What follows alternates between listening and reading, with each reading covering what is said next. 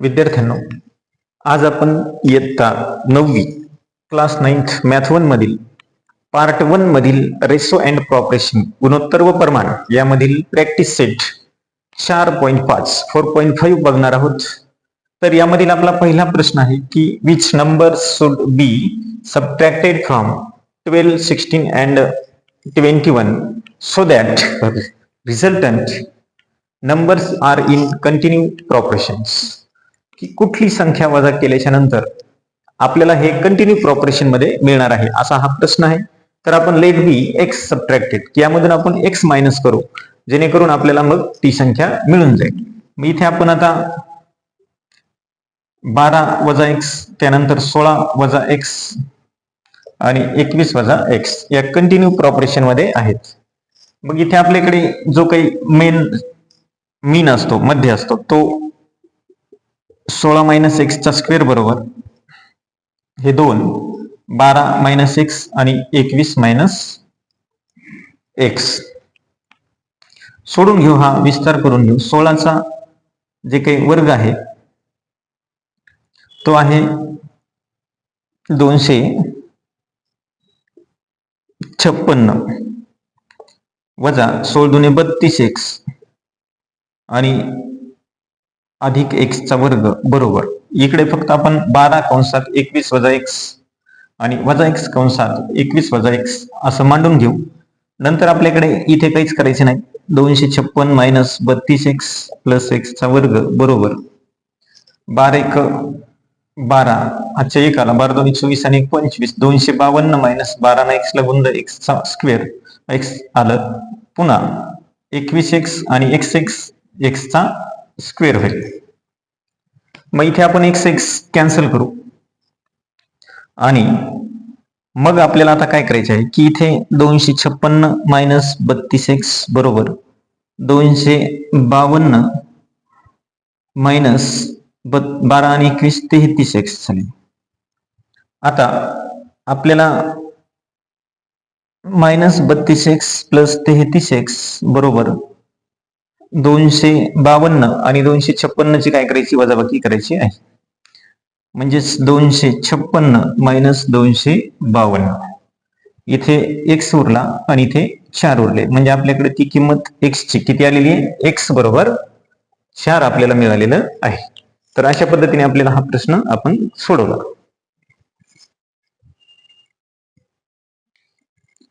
तर आपला यामधील दुसरा प्रश्न आहे की जर 28 वजा एक्स हा मध्य असेल आणि उर्वरित या दोन संख्या असतील 23 वजा एक्स आणि 19 वजा एक्स, तर आपल्याला एक्स ची किंमत इथे शोधायची आहे.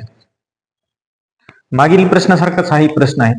तर यामध्ये सुद्धा आपण काय करू की जो आपला मध्य आहे कोणता आहे, 28 वजा एक्स, म्हणजे उत्तर लिहित असताना आपण 28 वजा एक्स चा वर्ग बरोबर 23 वजा एक्स गुणिले 19 वजा एक्स असं घेऊ. मग इथे आपल्याला 28 चा वर्ग 784 मायनस 28 दुने 56 एक्स प्लस एक्स चा वर्ग, परत इथं 23 कंसामध्ये 19 वजा एक्स आणि वजा एक्स कंसात 19 वजा एक्स. आता आपल्याला इथे अलीकडचा भाग तसाच घ्यायचा आहे जशाच तसा आणि बरोबर 23 मधून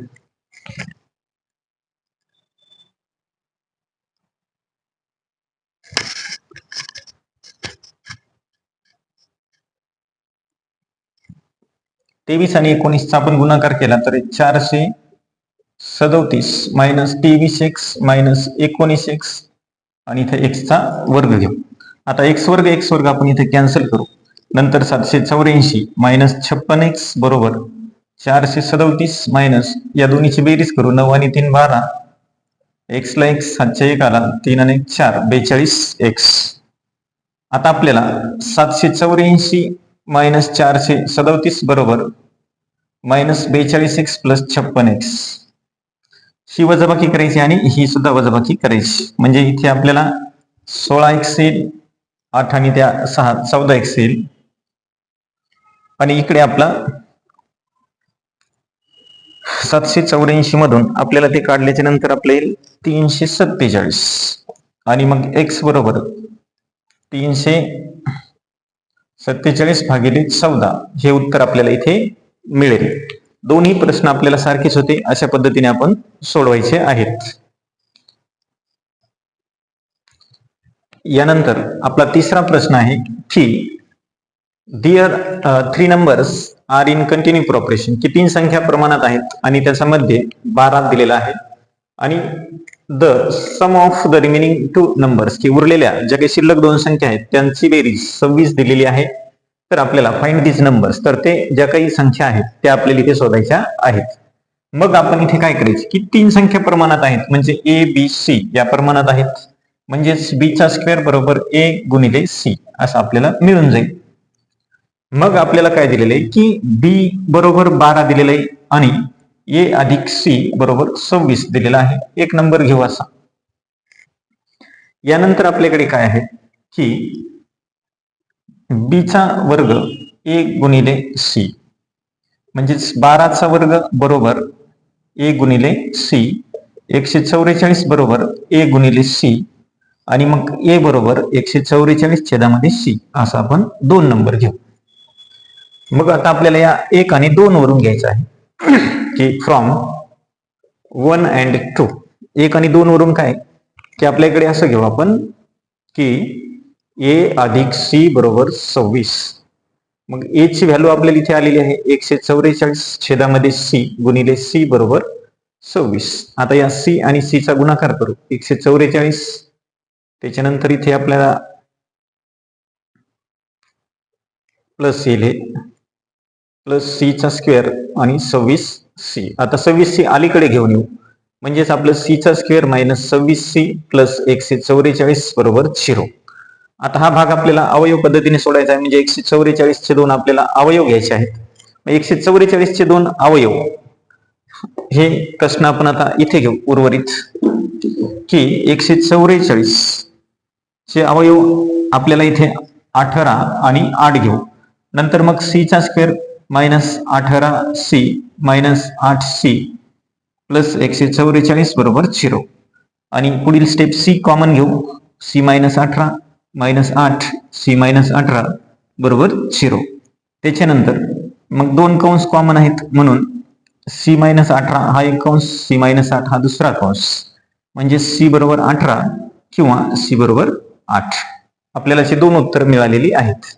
मग आता इथे आपण काय करू की ए बरोबर ए ची किंमत आपल्याला काढायची आहे 144 सी, म्हणजेच 144 आपण 18 जर ठेवलं तर हा भागाकार 8 येतो, म्हणजेच ए बरोबर 8 किंवा 144 भागिले जर आपण 8 केलं तर उत्तर आपलं 18 येईल. मग ए बरोबर 18, म्हणजेच आपल्याला 2 उत्तर मिळतील की 18 12 आणि 8 किंवा 8 12 आणि 18. अशा प्रकारे आपल्याला हे उत्तर काढता येतं. यानंतर आपला पुढील प्रश्न. यानंतर आपला क्वेश्चन नंबर 4 आहे की इफ जर a plus b plus c आणि a minus b plus c is equal to a square b square आणि सी स्क्वेअर, तर आपल्याला इथे so that a B C are in continue operation, की इथं असं दिलेलं आहे की जर समजा आपल्याकडे हे असेल आणि तर आपल्याला एबीसी या संख्या प्रमाणात आहेत असं दाखवायचे आहे. मग इथे आपण काय की आपल्याला दिलेलं काय ते अगोदर घेऊ की ए प्लस बी प्लस सी दिलेलं आहे आणि a minus b plus C एक दिलेलं आहे. त्यानंतर ए चा स्क्वेअर बी चा स्क्वेअर आणि सी चा स्क्वेअर असं आपल्याला दिलेलं आहे. मग इथे आपण काय करू की फक्त इथे या अलीकडे की ए प्लस सी प्लस बी, सी ची जागा बदलली, ए प्लस सी मायनस बी, इथे सुद्धा सी ची जागा आपण चेंज करून घेतली. पुढील भाग जशाच तसा. आता आपल्याला काय करायचं की दोन्हीकडे ए प्लस सी असल्यामुळे ए प्लस सी कंसाचा स्क्वेअर आणि हे बी आणि हे बी मायनस बी चा स्क्वेअर बरोबर ए चा स्क्वेअर प्लस बी चा स्क्वेअर प्लस सी चा स्क्वेअर हे घेतले. आता आपण इथे ए प्लस सी चा विस्तार करून घेऊ या सूत्रानुसार. कोणत्या? ए चा स्क्वेअर प्लस 2ab प्लस बी चा स्क्वेअर, त्यानुसार आपल्याला विस्तार करायचा आहे.